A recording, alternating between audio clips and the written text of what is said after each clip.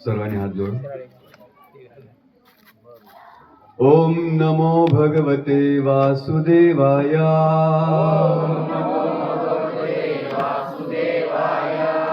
ओम नमो भगवते वासुदेवाय.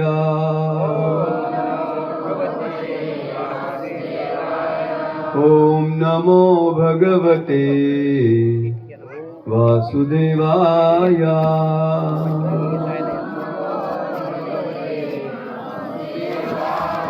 ओम अज्ञानतिरन्धस्य ज्ञानाञ्जनशलाकया चक्षुरोन्मिलितं येन तस्मै श्रीगुरुवे नमः.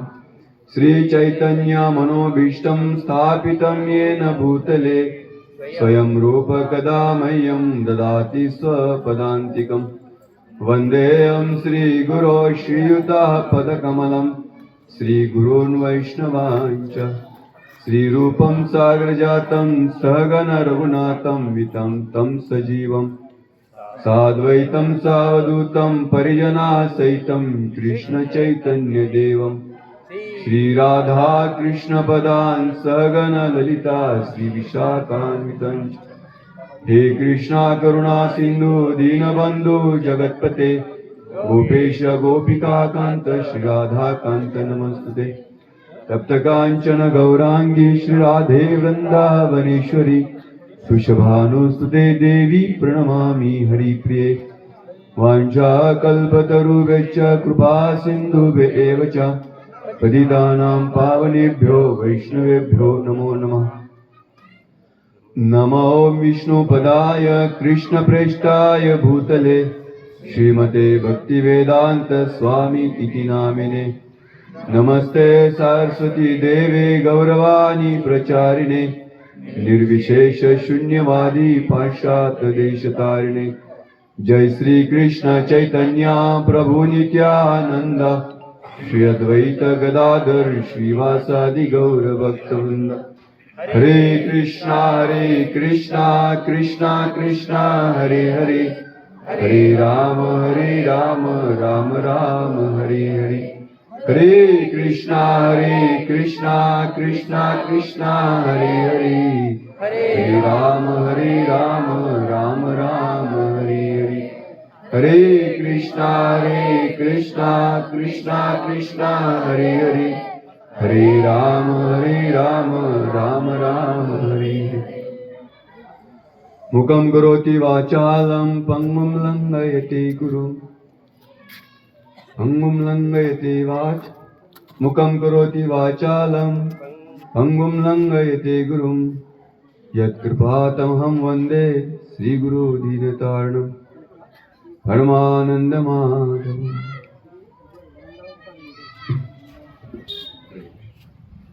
हरि बोल. हरे कृष्ण.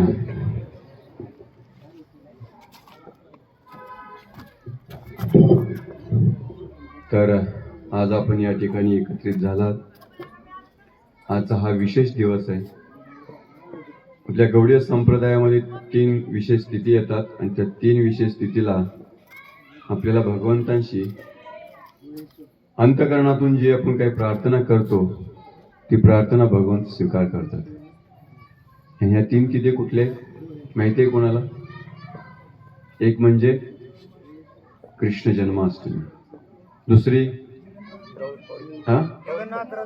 राधा अष्टमी, अष्टमी म्हणजे कृष्ण जन्माष्टमी आणि राधा हे की नाही, आणि तिसरी जी आहे गौर पौर्णिमा. 3 तिथी गौडी संप्रदायामध्ये वैष्णवांसाठी खूप महत्वाचे. तर या तिथीला जसं आपल्याला या ठिकाणी अभिषेक केला, आपण कोणाचा अभिषेक केला? श्री श्री गौरते. किती लोक ह्या कार्यक्रमासाठी नवीन लोक आहेत, म्हणजे त्यांच्यासाठी थोडंसं फॉरवर्ड बॅकवर्ड असं घ्यावं लागेल मला प्रवचन. तर त्यांच्यासाठी हे महत्वाचे आपण इंट्रोडक्शन केलं पाहिजे, ओळख केली पाहिजे. तर हे जे चैतन्य महाप्रभू जे आहेत हे स्वयं कृष्ण आहेत आणि यांना छुपा अवतार म्हटलं जातं शास्त्रामध्ये, गुप्त अवतार. हे चैतन्य महाप्रभू वारकरी संप्रदायामध्ये आपण म्हणतो, केशव चैतन्य राघव चैतन्य सांगितली खूण मालिकेची. तेच चैतन्य महाप्रभूचा आज आपण अभिषेक केला. कारण महाराष्ट्रामध्ये वारकरी संप्रदाय हा आपला प्रचलित आहे. आणि या वारकरी संप्रदायामध्ये तुकाराम महाराजांना जे दीक्षित देणारे जे आहे दीक्षा, जे स्वप्नामध्ये तुकाराम महाराज म्हणतात की मला स्वप्नामध्ये चैतन्य महाप्रभूंनी उपदेश केला. गंगा स्नान जाता मला उपदेश केला. असे हे चैतन्य महाप्रभू पूर्ण साऊथ भ्रमण करत असताना, म्हणजे ज्यावेळेस बंगालवरून निघाले तर ओडिसा असं करत करत कन्याकुमारी म्हणता महालक्ष्मीवरून पंढरपूर, पंढरपुरावरून असं सरळ मुंबई, आणि असं करत करत त्यांनी भारत भ्रमण केलं होतं. तर ते चैतन्य महाप्रभू आपण या ठिकाणी त्यांचा अभिषेक केला. तर गौर पौर्णिमा फाल्गुन या आपण जे या पौर्णिमेला फाल्गुन म्हणतात ना, फाल्गुन चैत्र या फाल्गुन महिन्यामध्ये गौर पौर्णिमेच्या दिवशी चैतन्य महाप्रभू आविर्भूत झाले. तर या चैतन्य महाप्रभू आविर्भूत होण्या अगोदर कलियुगाची सुरुवात झाली होती. 500 वर्षापूर्वी, आजपासून 500-550 वर्षापूर्वी चैतन्य महाप्रभूंचा आविर्भाव होता. आणि चैतन्य महाप्रभूंचा आविर्भाव होण्यासाठी कारणीभूत कोण असेल तर अद्वैत आचार्य. आणि ह्या कलियुगामध्ये होणारी जी उतल जी आहे ते अद्वैताचार्यांना पाहणं असं झालं. आणि मग चैतन्य महाप्रभूचा टाहो फोडला अद्वैताचार्यांनी आणि म्हटले की हे प्रभो, आजचा जो समाज आहे कुत्र्या मांजरांचे लग्न लावण्यामध्ये व्यस्त आहे. आपल्याला म्हणलं अरे, आम्ही महाराष्ट्रामध्ये आपलं लग्न म्हटलं की आपण, पण बंगालमध्ये कोंबड्यांच्या झुजा, कुत्र्या मांजरांची लग्न लावायची लोक. आणि असं भगवत भक्ती न करता असं पतित जीवन लोकांचं पाहून त्यांना अतिशय कळवळ आला. हरे कृष्ण. माझ्या पाठीमागं बॅक म्युझिक चाललेलं आहे. हरी बोल. सगळ्यांनी पुढे येऊन बस. हरी बोल. सगळ्यांना बोल. तर असे हे चैतन्य महाप्रभू ज्यावेळेस कलियुगामध्ये येण्यासाठी अद्वैत आचार्यांनी ज्यावेळेस प्रार्थना केली, तर अद्वैत आचार्यांनी गंगेचं पाणी आणि शालिग्रामजी घेऊन तुलसी अर्पण करून जोरजोरांनी आरोळ्या करत होते. हे महाप्रभू, हे भगवंत, तुम्ही या भूतलावरती या आणि या पतित जीवांचा उद्धार करा. चैतन्य महाप्रभू अगोदरच ठरवलं होतं की मी कलियुगामध्ये भगवत नामाचा प्रचार करण्यासाठी येणार आहे. पण ते शुद्ध भक्तांची वाट बघत होते की कधी मला एकदा बोलवते. आणि मग चैतन्य महाप्रभू या भूतलावरती या फाल्गुन पौर्णिमेला उदित झाले. चैतन्य महाप्रभूंचे पिता जगन्नाथ मिश्रा आणि त्यांची माता सची माता. जगन्नाथ मिश्रा हे बंगालमधून ज्यावेळेस नवदीपमध्ये या ठिकाणी आले, तर निलांबर चक्रवर्ती ठाकूर जे होते ते त्यांच्या घरी वेद अध्ययन करण्यासाठी आले होते. आणि हे वेद अध्ययन करताना निलांबर चक्रवर्तींची कन्या होती. तर ही जी कन्या जी आहे अतिशय सुशील ब्राह्मण पुत्री. आणि मग निलांबर चक्रवर्तीने सांगितलं की अरे, माझ्या घरी ही कन्या आहे आणि दोघी एकाच वयाच्या आहात, साम्यता आहे. तर ही सची माता जी आहे मी तुम्हाला अर्पण करतात, तिचा स्वीकार करा. आणि मग हे जे निमाई जे आहेत, जगन्नाथ मिश्रा जे आहेत, सची मातेशी विवाहबद्ध होतात. आणि मग आपलं जीवन त्याच ठिकाणी व्यतीत करून वेद अध्ययन करत आपलं कार्य करत कालांतरानं त्यांना अनेक पुत्र झाले. पण मूल काही जगत नव्हतं. आणि एक दिवस भगवंतांना प्रार्थना केली आणि एक पुत्र जो जन्माला आला त्यांचं नाव विश्वंभर. आणि हे विश्वंभर कालांतराने मोठे झाले. त्यांनी ही भगवत भक्ती मध्ये अद्वैत आचार्यांच्या घरी आपलं शिक्षण पूर्ण केलं.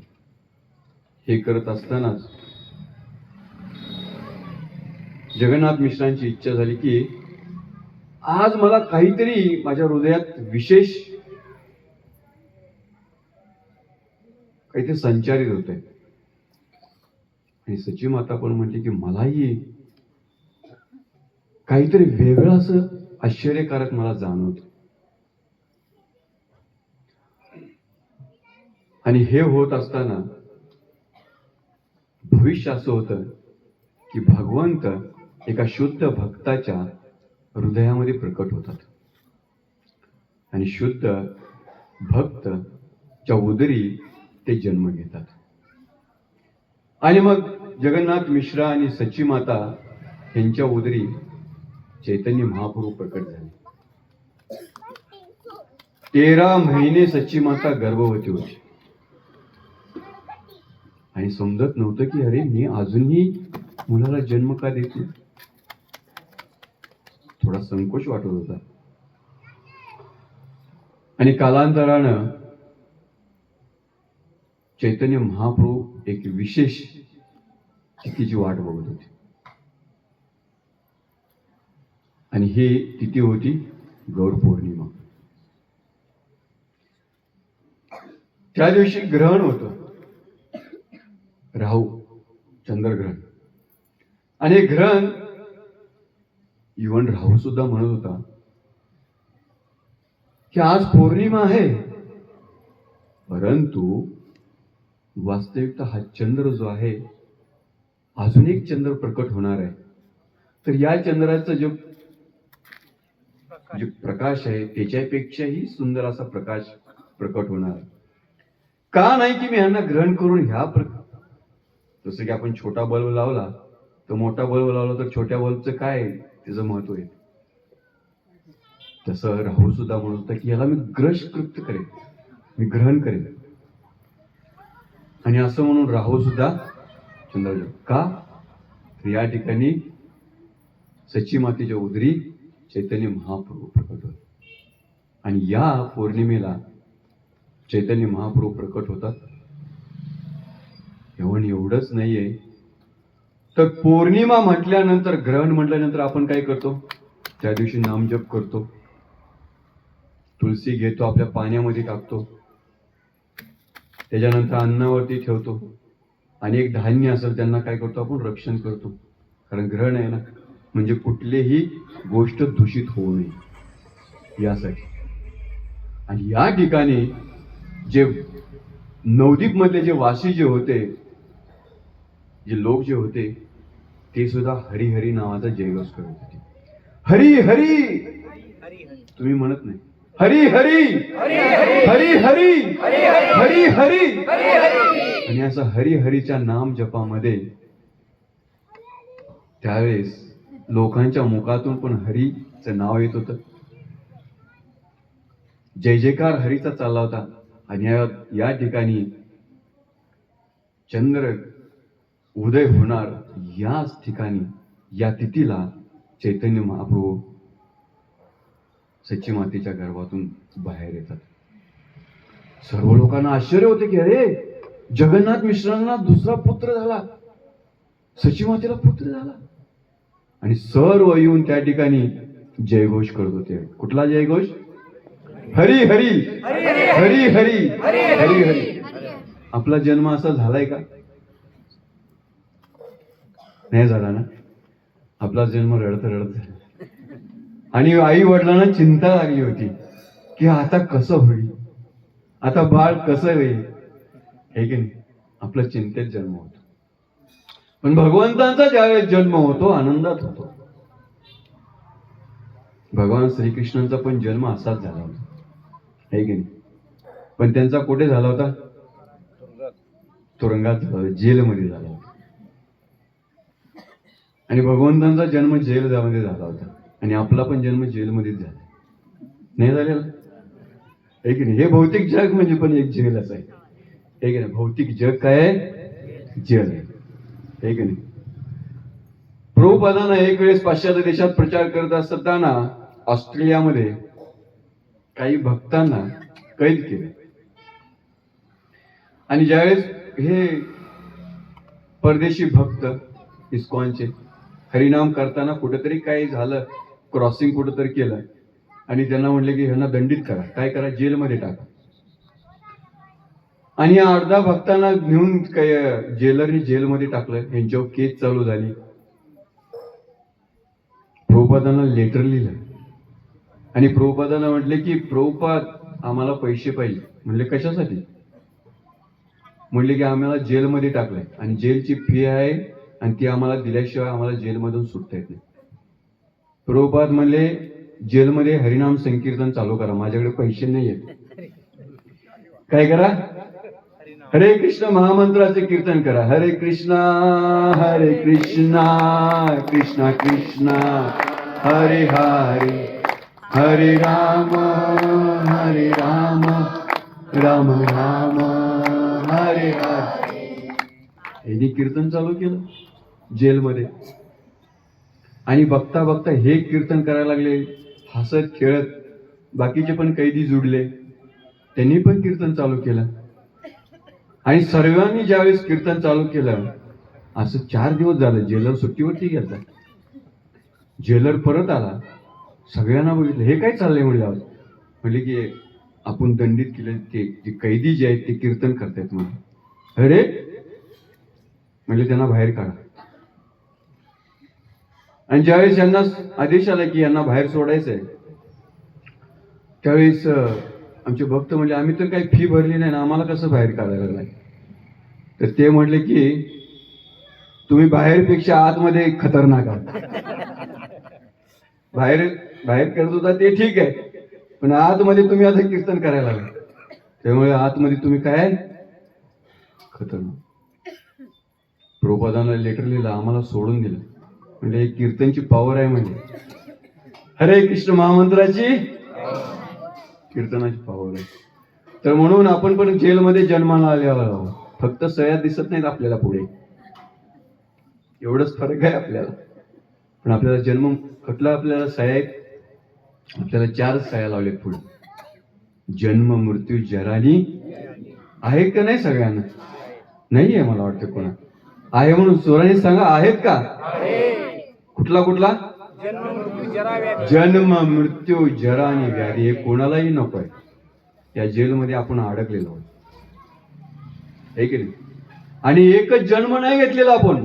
किती जन्म घेतलेत माहित नाही.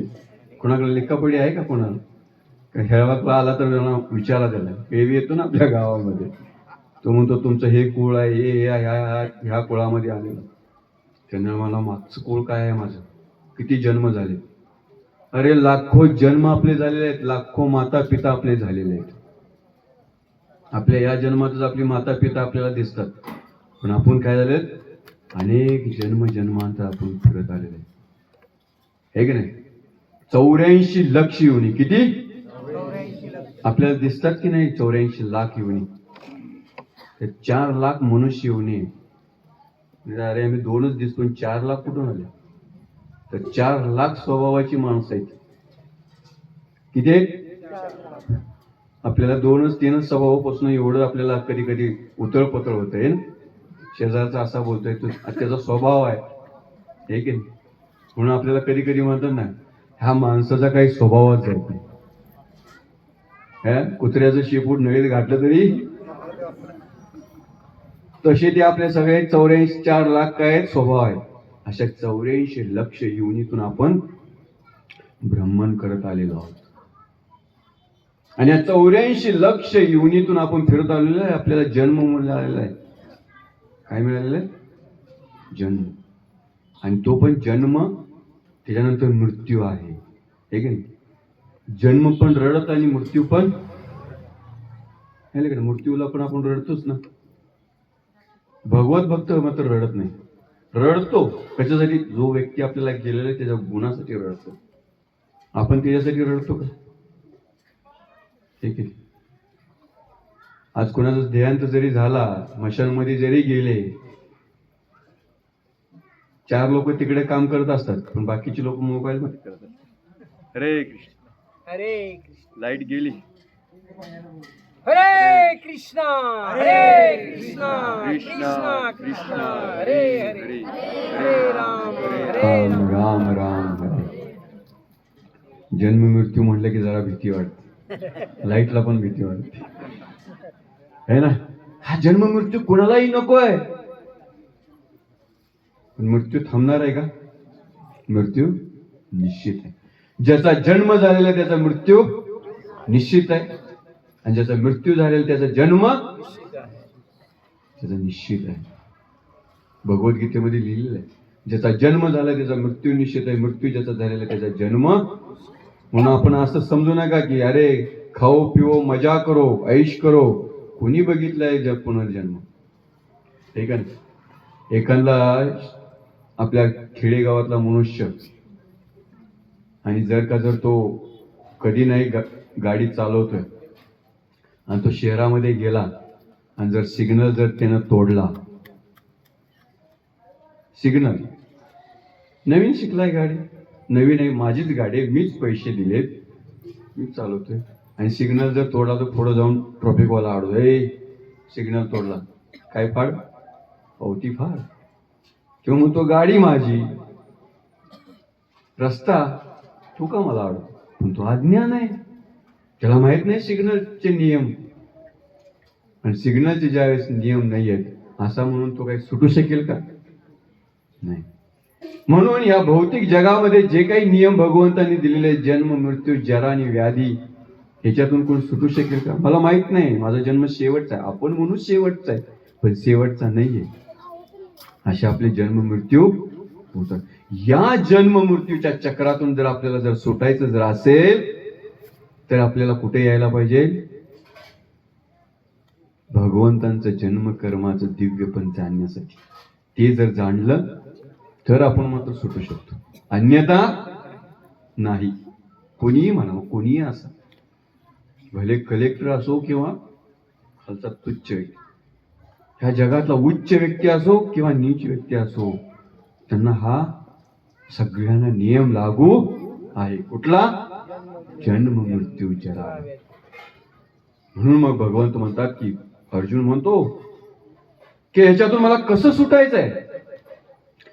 जन्म कर्माचे मे दिव्यम यो मे यो वेत्ति तत्वता तत्वा देह पुनर्जन्म नैति मामेति स्व अर्जुना.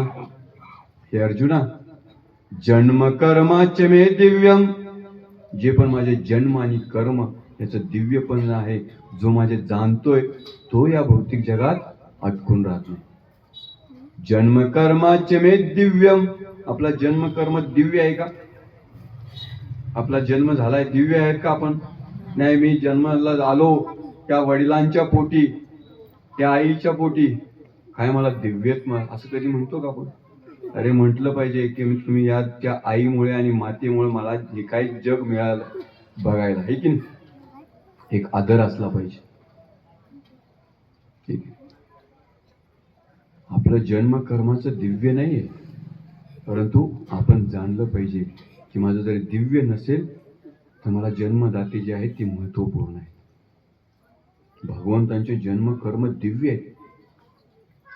जन्म कर्माचे मे दिव्यम यो वेति तत्वता तत्वा देह पुनर्जन्म तत्वा देह पुनर्जन्म नैति मामेति स्व अर्जुना.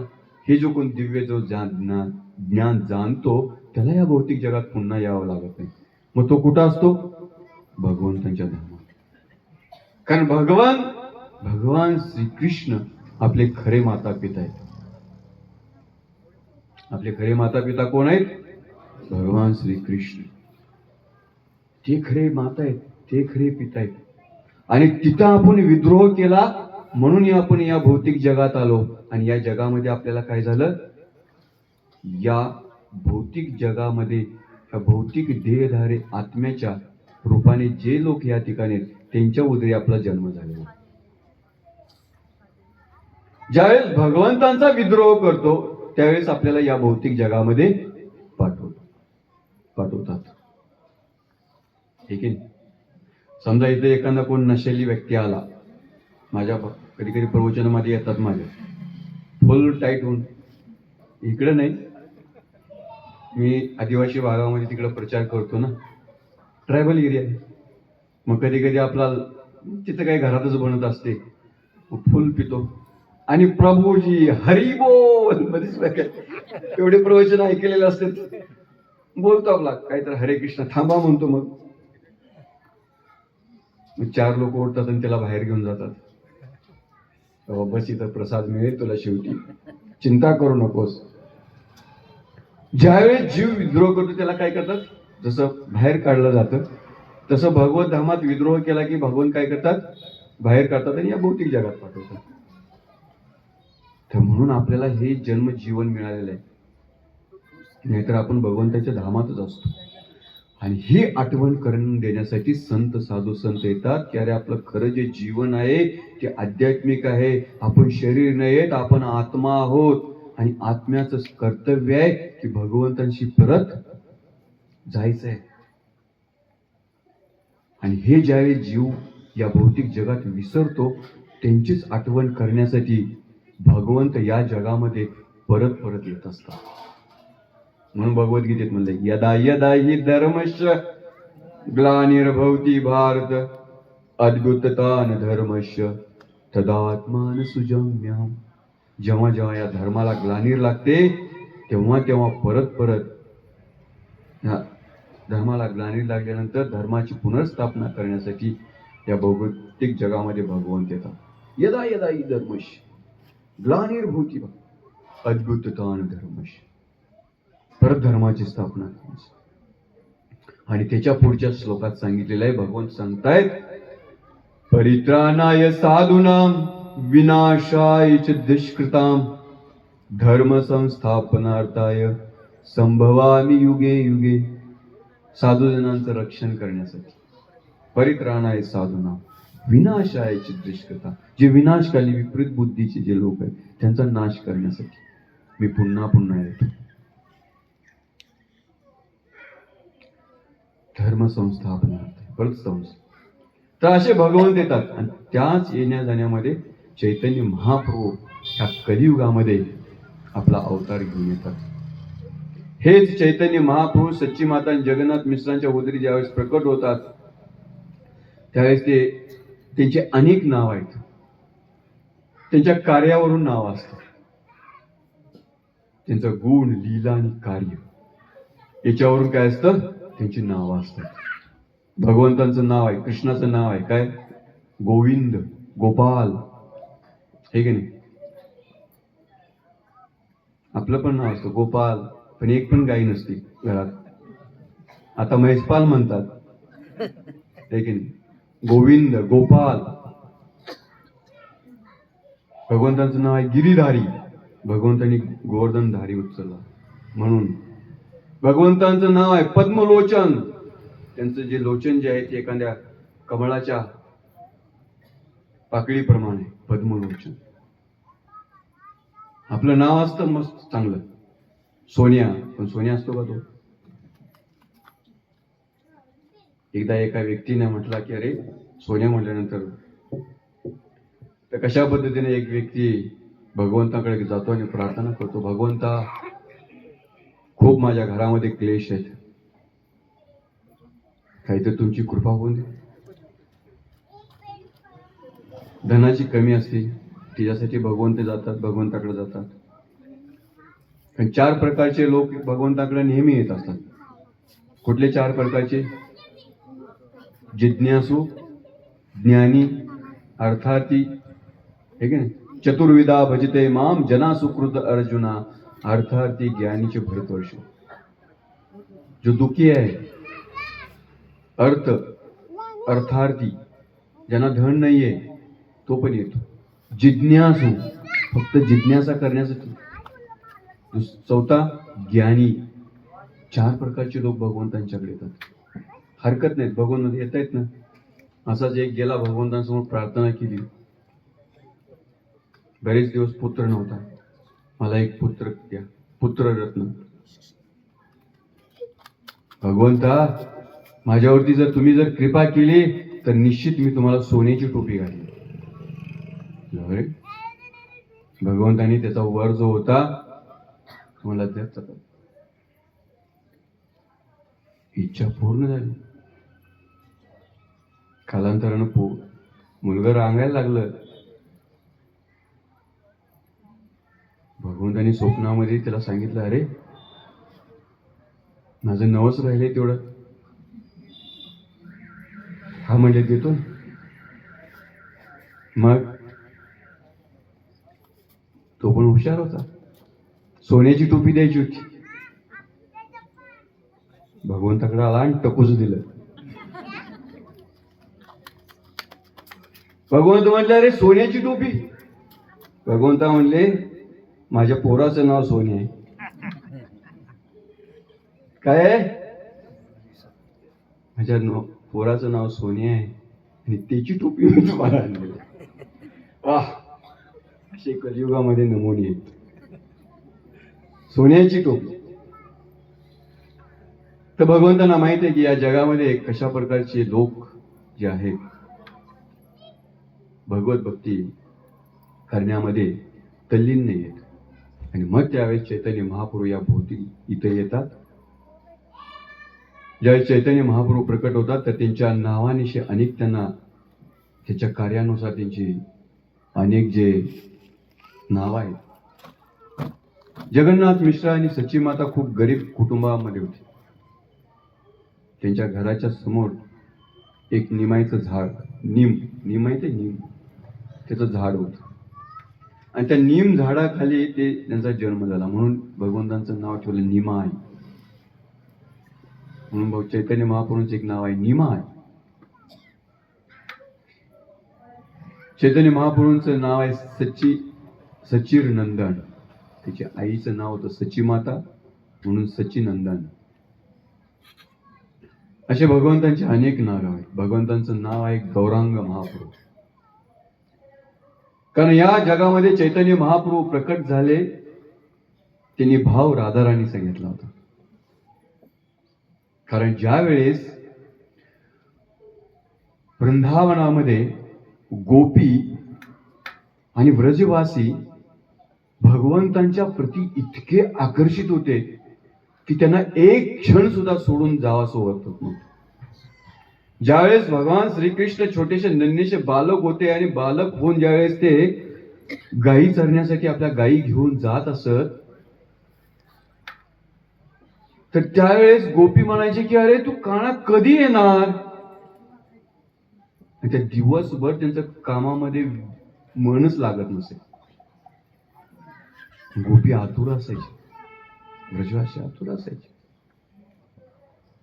आणि एकदा जर का कृष्ण वनामधून घरामध्ये आले तर गायींची तडफड चालू असायची. का? कारण गायीची तडफड यासाठी चालू असायची की अरे नेहमी मी चढत चढत केवळ कृष्णाकडे बघत असायचे.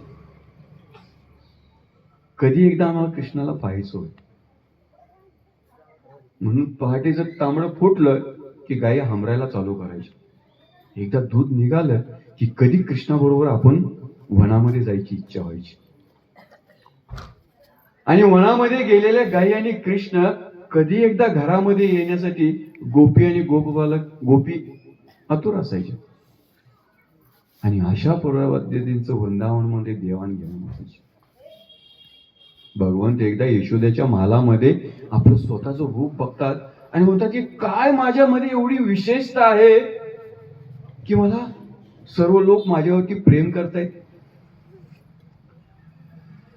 आता माझ्यावरती का प्रेम करतायत हे त्यांना कसं समजणार, हे की. आता गुलाबाच्या फुलाचा जो वास आहे, सुगंध आहे, ते फुलाला काही कळणार आहे का? स्वतःचे जे स्वतःमधले गुण स्वतःला समजतात का? आपल्यामध्ये पण कधी कधी चांगले गुण असतात ना. कधी कधी म्हणतोय, नेहमी चांगले नाही आपण, हे की नाही. आणि आपल्याला वाटतं काय तुम्ही छान गाता हो, किती सुंदर दिसता हो तुम्ही. अच्छा, खरंच मी सुंदर दिसतो का? आणि आपण पलटून कधी कधी आईन्यामध्ये जातो, आज काय माझ्याकडे विशेष झाले, खरंच मी सुंदर आहे का? हे ना, आपल्या रूपाचं कोणातरी सांगण्यासाठी महत्व पाहिजे ना, हे की नाही. म्हणजे आपण सुंदर, आता आपण असंच थांबलोय. कुंभमेळ्यामध्ये मला एक रिअलायझेशन झालं, एक आत्मसाक्षात्कार झाला. कुंभमेळ्यामध्ये काही रूम मध्ये टेंट होता, टेंटमध्ये आरसाच नव्हता, त्यामुळे चेहरा बघायचा काही संबंधच नाही. केस वाढले होते, कधी तिलक पण बिना आरशाच मी बघत असतो, लावतो कधी कधी. एवढा सेवेमध्ये तल्लीन असायचा कधी कधी, तर आरशामध्ये बघायचा मला मूडच नसतो, बघितलं नाही 1 महिना. त्यावेळेस मला समजलं की अरे, आपण चेहराच आपल्या बघितलेला नाही आरशामध्ये. विशेषतः आपलं गुण सांगण्यासाठी कोणीतरी व्यक्ती लागतो ना. आपल्यापाशी जरी धन असेल तरी सुद्धा कोणीतरी सांगायला व्यक्ती लागतो ना. आपल्यापाशी कुठलीही गोष्ट जरी असेल ती सुद्धा सांगायला कोणीतरी व्यक्ती लागतो, नाहीतर आपल्याला खूप कमी गरजामध्ये आपण जगू शकतो. आपल्या गरजा काय? अन्न, वस्त्र, बस. अन्न मिळतंय ना, या आता कलियुगामध्ये उपाशी कोण मरतोय का? वस्त्र काय पाहिजे? अन्न, वस्त्र, निवारा आहे सगळ्यांना, तरी पण आपण संतुष्ट नसतो. अशीच एक शेजारी आमची संतुष्टच नव्हती, खट्याळ होती, भांडत होती. अशीच भांडणारी स्त्री, तिच्या नादाला कोण लागत नव्हतं. असंच एक तिनं एकदा शालू आणला. आता शालू तिने नेसलेले, आणि शालू नेसल्यानंतर कोणीतरी म्हणाला काय छान. पण तिची आई इतकी भांडणं होती, छान आहे म्हणायला तर कोणतरी पाहिजे का नाही, खरं सांगा. कोणी तर पाहिजे. आता एवढी स्तुती करण्यासाठी आपले शेजारी पाजारी पण चांगली पाहिजेत की नाही पाहिजेत? मस्तपैकी साडी नेसली, काय नाही, ती चांगला घडा घेतला आणि पाण्याला गेली. आणि ज्यावेळेस पाण्याला गेली त्यावेळेस तिला वाटलं की मला कोण ना कोणतरी विचारलंच. कोणी विचारलं नाही. म्हणून आपला स्वभाव कसा ठेवायचा, एखाद्यानं जर आपल्याला विचारायचं जर असेल तर आपण तसं राहिलं पाहिजे ना. म्हणून कधी कधी परमपूज्य राधानाथ महाराज म्हणतात की डोंट चेंज अदर्स, चेंज विदिन्स. ठीक आहे, दुसऱ्याला चेंज करू नका, स्वतःमध्ये चेंज आणा. स्वतःमध्ये चेंज आणल्यानंतर आपल्याला काय होतं? चेंज म्हणजे बदलाव. स्वतःमध्ये जर बदलाव आणला तर बाहेरचं जग खूप सुंदर आहे, खूप सुंदर आहे. आपण जसा चष्मा घालू तसा ना. पिवळा घातला तर तुम्ही सगळे पिवळे दिसा, हे की नाही. काळा घातला तर काळा दिसा, निळा घातला तर निळा दिसा. क्रोधाचा चष्मा घातला तर सगळे लोक क्रोधी दिसणार, हे की नाही. म्हणून हिला कोणी विचारलं नाही, घडा भरला आणि तार तार तार तार चालत आली. तिचा शालू जो आहे तो एका बोरीत अडकला. अगं आत्ताच आणलाय म्हणली, नवीन. कुणीतरी आवाज दिला तरच आपण पाठीमागं बघतो ना. तिला आवाज द्यायला जवळच कोण नव्हतं. आणि म्हटली की कालचा शाळू 1000 रुपयाचा आणलाय. सांगते कुणाला? सांगते कुणाला? ठीक आहे नाही. तसं या जगामध्ये सुंदरता जी आहे हे सुद्धा सांगायला कोणीतरी लागतं, तरच आपल्याला समजेल. भगवान श्रीकृष्ण ह्या महालामध्ये स्वतःचं रूप बघतायत आणि म्हणते की लहान ज्यावेळेस भगवंत होते त्यावेळेस मक्कन होतं, हातात मक्कन घेतलंय.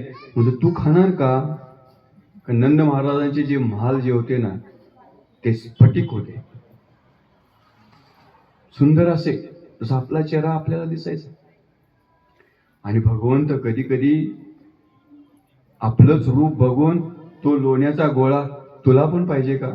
असं बालपणात त्या लीला करायची. यशोदा माताजी खत खत खत हसायची, गोपी हसायच्या. अरे काना तू कुणाला देतोयस? याला पण पाहिजे, मी त्याला देतोय.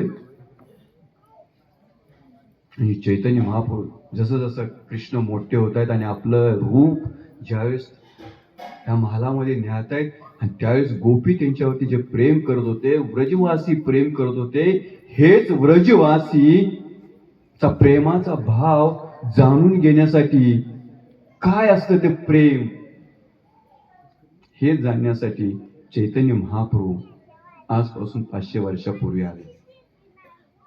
राधाराणीचा भाव ग्रहण केला आणि त्यांची जी कांती जी आहे ते सुद्धा गोरी होती, एखाद्या सुवर्ण तप्त कांचनाप्रमाणे, सोन्याप्रमाणे. असे चैतन्य महाप्रभू त्या भूतलावरती प्रकटतात आणि लीला करतात. तर अशा अनेक चैतन्य महाप्रभूंच्या लीला आहेत. ज्यावेळेस चैतन्य महाप्रभू हळूहळू मोठे व्हायला लागले आणि चैतन्य महाप्रभूंनी ह्या 3 लीला आहेत, जसं आदि, मध्य आणि अंत्य लीला. तर आता ह्या काय 1 तासामध्ये सगळ्या लीला होऊ शकणार नाही का? होतील? नाही होऊ शकणार. तर या चैतन्य महाप्रभूंनी आपल्याला जे धन जे वाटलेलं आहे, ते धन जे आहे हरे कृष्ण नाम जपाचं धन दिलेलं आहे आपल्याला. तर आज तुम्ही चैतन्य महाप्रभूंना प्रार्थना करा. जे लोक हरे कृष्ण महामंत्र जपतायत त्यांनी भगवंतांना प्रार्थना करा की मी कशा पद्धतीनं तुमचं नाम जे आहे ते दृढ संकल्पाने मी जपत राहील. तुमचं जे नाम जे आहे ते माझ्या मुखात येत राहो, यासाठी आपल्याला प्रार्थना केली पाहिजे. या कलियुगामध्ये अतिशय कलाचं युग आहे आणि ह्या युगामध्ये भगवत भक्तीचं नाम ग्रहण करणं इतकं सहजासहजी सोपं नाहीये. तर म्हणून कलो संघात शक्ती आहे. कलियुगात कशात शक्ती आहे? संघामध्ये. म्हणून कलियुगामध्ये आपल्याला भक्तांचा संघ घेणं गरजेचं आहे. म्हणून या ठिकाणी जे पण नवीन लोक आलेत, जे जुने लोक आहेत, आणि प्रत्येकानं भगवंताच्या भक्तांचा संघ घेतला तर आपल्याला हे लाभ प्राप्त होईल. तर म्हणून आज हा प्रार्थना केली पाहिजे भगवंतांना. जे काही तुमच्या हृदयामध्ये प्रार्थना आहेत, धन असेल तरी प्रार्थना करा, धन मला पाहिजे. काय भगवंतांची इच्छा होईल त्यावेळी देतील ते. आजचा तर बर्थडे आहे त्यांचा, नाही ज्यावेळेस वाढदिवस असतो त्यावेळेस हा काय पाहिजे, हा हे एखाद्या मोठ्या घरी गेलात, आज माझा वाढदिवस आहे, मग तो काही एक चांगलं भोजन सुसज्ज वाटून जे काय असेल ते. तसे चैतन्य महाप्रभू कृष्ण स्वयं कृष्ण आहेत ते, हे की. म्हणून त्यांना प्रार्थना करा की भगवंता माझ्या जीवनामध्ये भक्ती जी आहे ती फलद्रूप होऊ दे, तुमच्या नाम जपामध्ये मला रुची येऊ दे. आपण प्रार्थना काय केली पाहिजे? नाम जपामध्ये रुची येण्यासाठी आपण प्रार्थना केली पाहिजे, अध्ययन करण्यासाठी प्रार्थना आली पाहिजे. या प्रार्थना आपण ज्यावेळेस थोड्याच वेळेस आपल्याला ही आरती चालू होईल, त्याचबरोबर आजचा हा जो विशेष दिवस आहे, तर तुम्ही म्हणाल की ह्या ठिकाणी बॉक्स आणलेले आहेत, किती सारे मिठाई घेऊन आलोय. कुंभमेळ्यामध्ये आम्हाला एक दानी व्यक्ती भेटला, त्याने 7 लाखाचं स्वीटच आम्हाला पाठवलं. खूप अन्नदान झालं. कमीत कमी कुंभमेळ्याचं कधी तर आपण प्रवचन करू, खूप अनुभव आहेत. रोज 1.5 लाख लोकांना प्रसाद जात होता आपल्या इस्कॉन मधून, आणि 4 असे सेंटर आपण उभा केले होते. आपण टीव्हीला पाहिलं असेल, इस्कॉन अडाणी आहे ना, अडाणी द्वारा इस्कॉन तर्फे महाप्रसाद वितरण असं हे होतं. कुंभमेळ्यात किती लोक आले तिथले? हरे कृष्ण, अरे भरपूर आले होते. इकडचे पण 3-4 लोक. तुम्हाला काही जमलं नाही वाटत, तुम्ही प्रार्थना करायला पाहिजे. आम्हाला सांगितलं असतं तर घेऊन गेलो असतो तुम्हाला. तर कुंभमेळा हा खूप 144 वर्षानंतर ही तिथी आली होती. या तिथीवर जे जे स्नान केलेलं आहे त्यांनाही लाभ मिळाला आहे. काही नाही तर तुम्हाला पण या ठिकाणी लाभ मिळणार आहे. हे गंगाजल आणलेलं आहे. ज्यावेळेस तुम्ही पंक्तीला बसाल तर हे ज्या दिवशी पवित्र तिथी होती त्या तिथीचं हे आहे, जल आहे. कोणी कुठल्या पॉलिटिशियनचा जर मतलब जर ऐकला असेल तर त्या भावनेने हे जल घेऊ नका, हे की नाही. हे गंगेचं पाणी इतकं पवित्र आहे का, पण गंगा किती पवित्र आहे हे तिथं गेल्यानंतर कळतं, हे की नाही. घरात बसून गप्पा मारून चालेल का, हे की नाही. त्याच्यामुळे त्याच्यावरती काही जास्त विवेचन करायला नको. तर हे गंगेचं पाणी जे आहे, तीर्थ जे आहे ते आपल्याला भाग्यवान आहात तुम्ही की या तीर्थ तुमच्या नशिबात होतं, तुम्हाला मिळेल. तर त्याचबरोबर हेही तीर्थ आहे. एक 2-4 पुस्तके. तर चैतन्य महाप्रभूंची जी वाणी जी आहे ही वाणी ह्या पुस्तकामध्ये आहे. आणि भगवद्गीता ही म्हणजे केजीतलं ज्ञान आहे.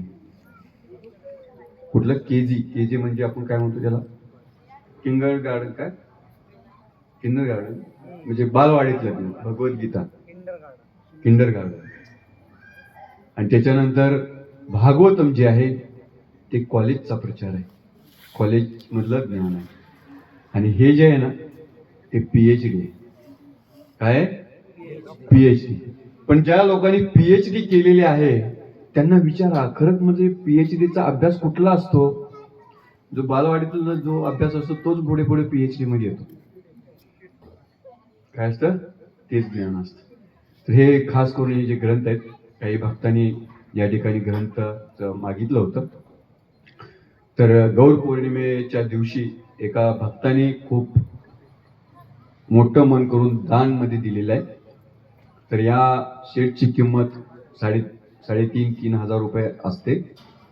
पण बाकीचे जे पैसे जे आहेत ते एका दानी व्यक्तीनं भरलेलं आहे. तर ह्या सेटची जी किंमत आहे, बॉक्स आहे, त्याच्यामध्ये 9 पुस्तक आहेत आणि सुंदर असं आहे. तुम्ही हळूहळू वाचाल, तुम्हाला समजेल. सुंदर कथा वगैरे आहेत. तर ह्या ग्रंथांचा एका बॉक्सची किंमत फक्त 1,500 रुपये. किती? म्हणजे 50% मध्ये तुम्हाला ते उपलब्ध आहे. तर कोणी या ठिकाणी भक्त आहे, थोडे भक्त बनाल तर 5 ऑलरेडी बुक झालेत, 5च माझ्याकडे शिल्लक आहेत. तर कोणाला जर पाहिजे असतील तर तुम्ही घेऊ शकता. एक छोटीशी एक अनाउन्समेंट होती. तर आता आपण महाआरती करू. महाआरतीनंतर थोडीशी अनाउन्समेंट होईल. जे भक्तांनी हे घेतलेलं आहे त्यांच्यासाठी हे देऊ आणि शेवटी महाप्रसाद होईल. हरे कृष्ण. तर सर्वांनी आता उभे राहायचंय. शंख वाजून दर्शन होईल. तसं सर्वांनी कीर्तनमध्ये आपल्याला भाग घ्यायचा आहे. हरे कृष्ण.